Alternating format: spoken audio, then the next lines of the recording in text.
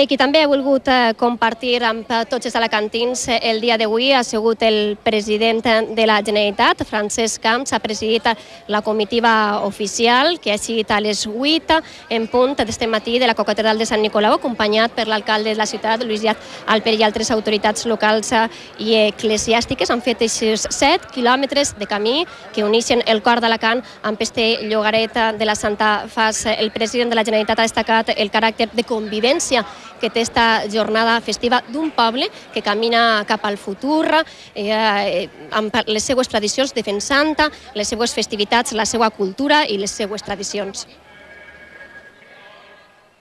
Como siempre y como además se ha dicho hoy en la ceremonia, lo más importante es que caminamos todos juntos en la misma dirección, salimos del mismo sitio, llegamos al mismo lugar.